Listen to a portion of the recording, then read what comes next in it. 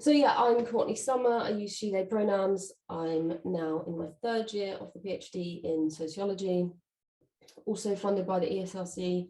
And yeah, today I'm going to talk to you about what methods have to do with impact, or maybe more selfishly, what I think my method has to do with my impact. And my work kind of broadly explores the impact or function of evidence-based medicine in psychiatry in the UK.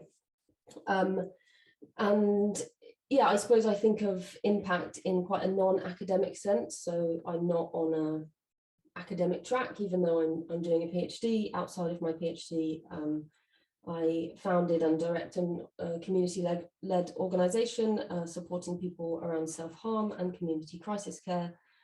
So really, when I think about impact, I think about kind of my work in the world, my work with commissioners, local authorities, NHS Trusts, and service users, and thinking about kind of strengthening the movement and bringing about kind of change in the spaces that I end up in.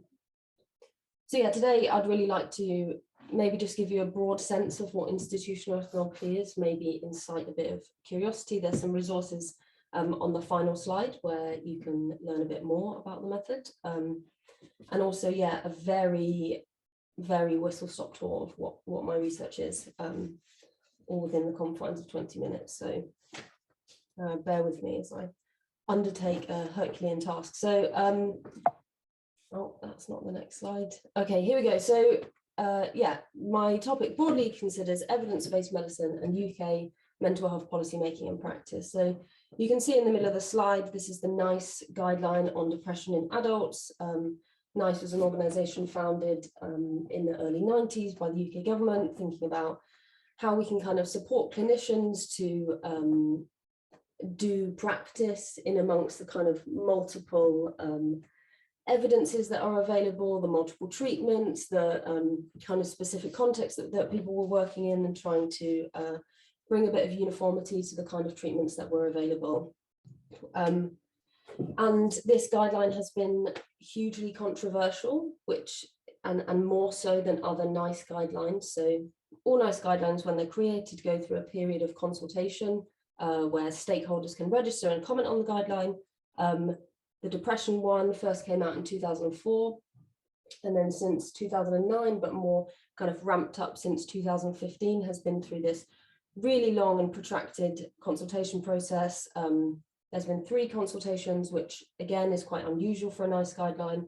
Hundreds of stakeholders have commented on it. And I first kind of came in contact with it through my work with the NHS Trust and some people who are contributing to that consultation. And what I found is that NICE, as part of their kind of transparency work, publish in full or mostly in full the comments that are submitted as part of those consultations, and then NICE's individual responses. And I thought this was a really interesting place to start, and kind of amazing really that I could begin a research project with, you know, the views of such kind of broad and disparate groups of people, that if I were to try and speak to them all individually, or these organizations, it would just be totally impossible. So that's where I began. And then on the left, I've got some pictures to do with psychiatry, or more specifically, psychiatry's quite troubled past. So at the bottom, that's kind of alluding to some of the troubles or kind of inhumane ways of going about care that were happening in the asylums in the 1800s.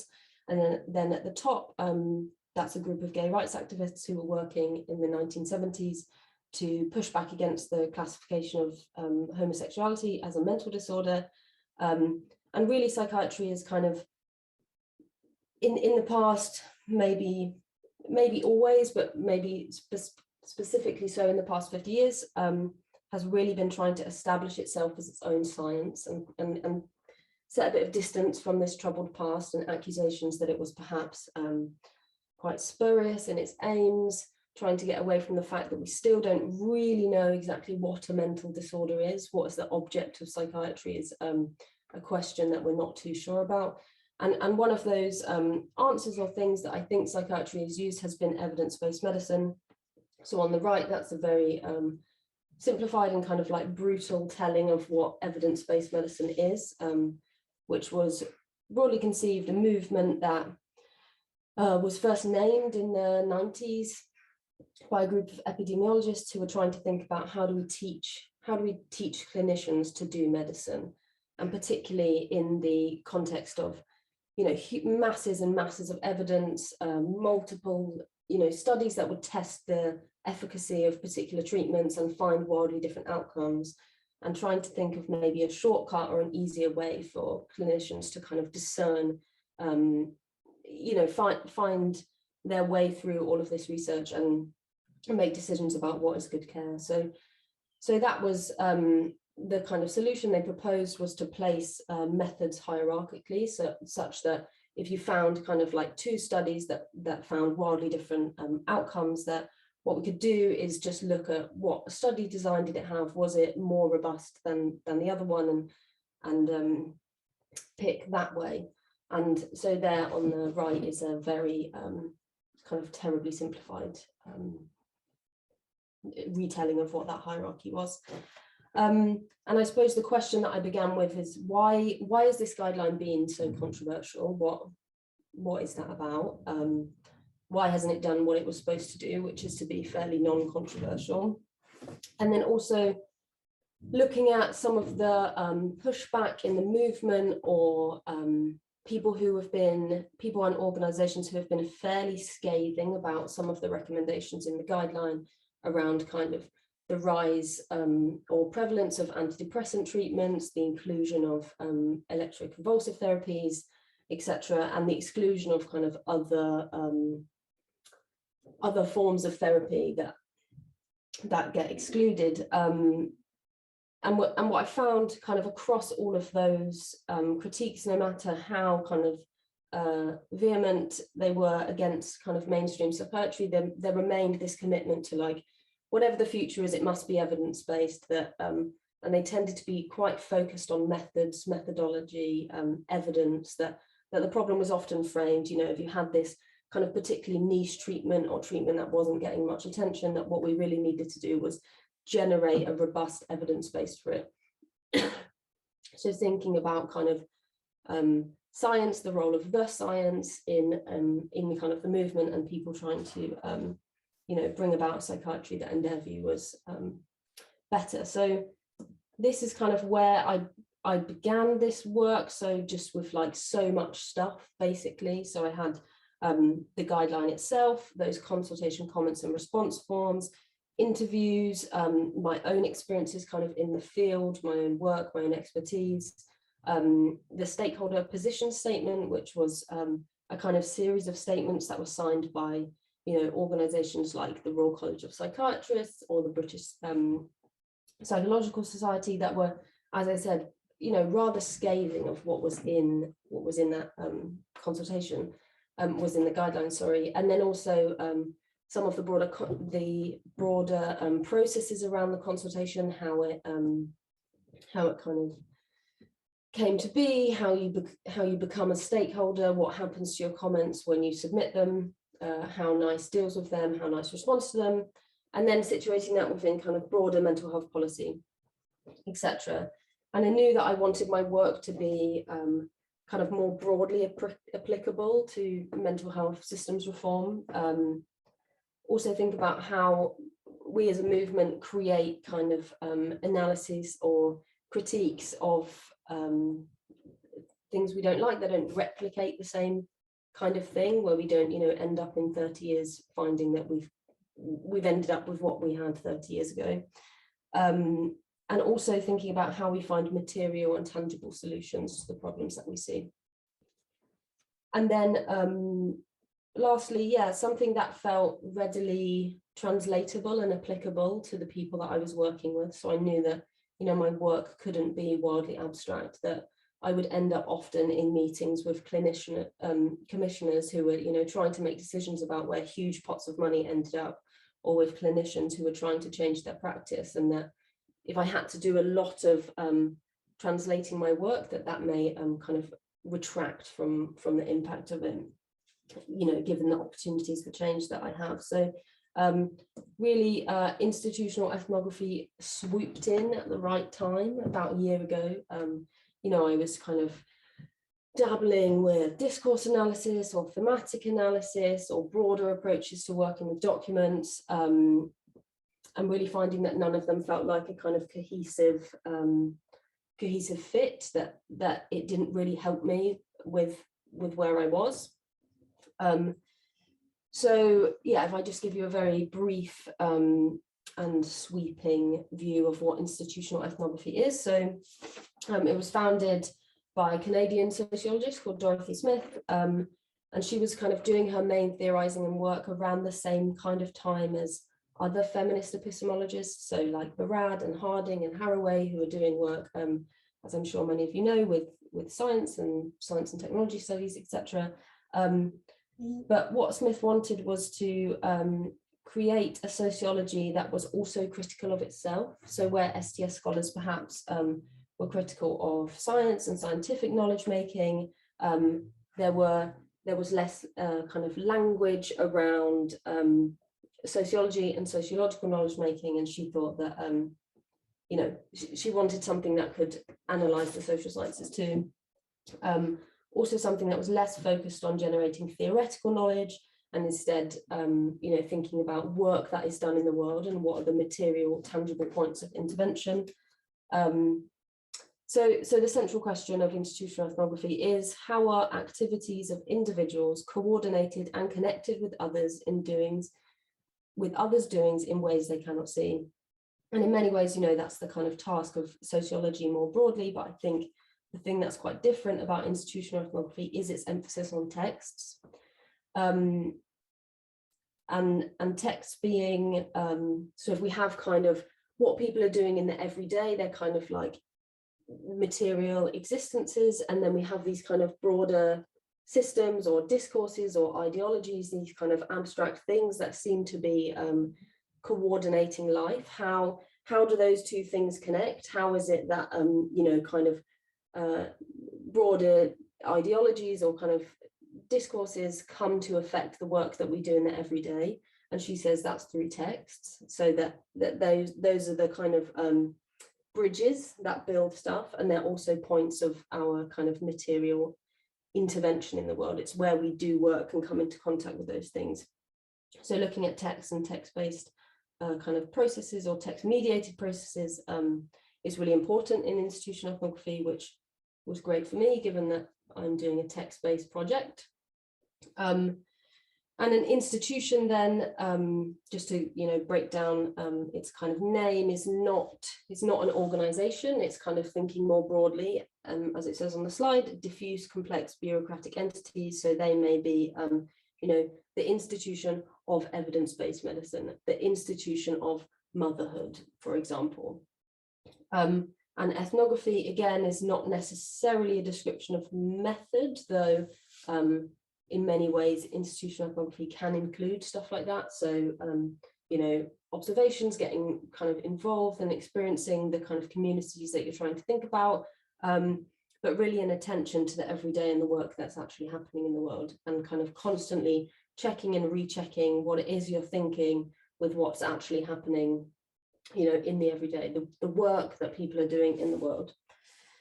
So that is, yeah, a hugely broad summary, and I'm happy to take any questions on that.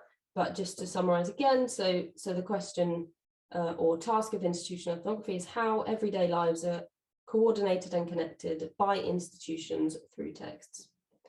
What is the next slide? Oh, okay, this one, great.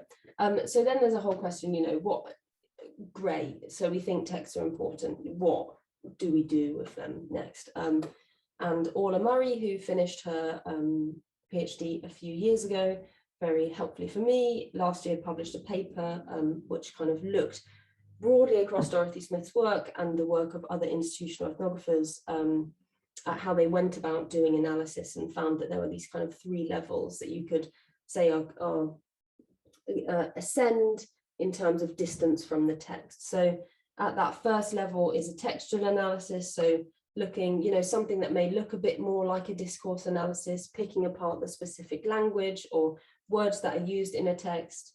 And for me, that question then has been, where does evidence-based medicine or evidence-based medicine thinking show up in the way that we talk about psychiatry?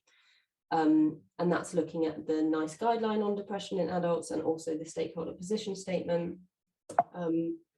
Then kind of processually, which I think is really important or gets missed in other methods, is thinking about processes that happen. So how has evidence-based medicine impacted the processes surrounding a guideline? So there's some really, well, I think it's really interesting. Who knows what anyone else thinks, around stakeholders and becoming a stakeholder. So, people aren't inherently a stakeholder. There's this whole kind of registration process. You have to fill out particular parts of a form. You need an address for your organization to be a stakeholder, even though it claims that individuals can in fact apply to comment on the guideline. Who is included, who is excluded from that? You have to name what kind of sector you're working in, what if you are an individual, just whose care is affected by the guideline, etc. And also, how do people use the guideline to kind of go about doing their work in the world? So those are the questions that are happening at that level. And then at the discursive level, that's perhaps, I think, where a lot of sociological work jumps to. And I think that's the thing that I'm quite enjoying about working with institutional ethnography, is instead of jumping straight to the discursive level, so looking, I've got a text, I've got these interviews, what are the discourses that are happening there? What I sometimes think of as like discourse bingo, which is just to kind of like see that, like, oh, here's a topic I'm interested in, oh, it's really discursive, and that kind of becomes that is the journey of the analysis, which I think misses out a lot of the middle steps, which is like, but how is this actually affecting work that's happening in the world? How is what we're doing actually affected? And if we wish to, change some of those discourses or change, the work that's being done, what do we actually do? And I think it's this invitation to build the bridge between kind of the world and discourses that, for me anyway, makes institutional ethnography interesting. So this is just a slide where I very quickly try to throw together how I think my thinking has changed throughout the process. So to begin with, I was thinking a lot more clinician focused, so maybe asking myself quite loaded questions about, how do clinicians replicate a kind of faith in the science as the ruling form of knowledge or way of going about medicine, and then really coming now to think, well, what communities am I best placed to serve? Where am I in the world? What kind of knowledges do I have? Where are my hang-ups? Where are the things that I am actually not situated to kind of say, and how do I bridge some of those gaps? Or if I can't bridge those gaps, how do I name that that's the case?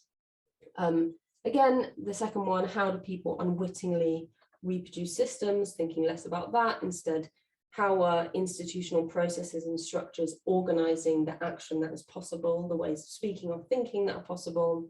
And the next one, how does evidence-based medicine apply to psychiatry? That's not really the question that I'm interested in. I'm more interested in, why do people want it to apply?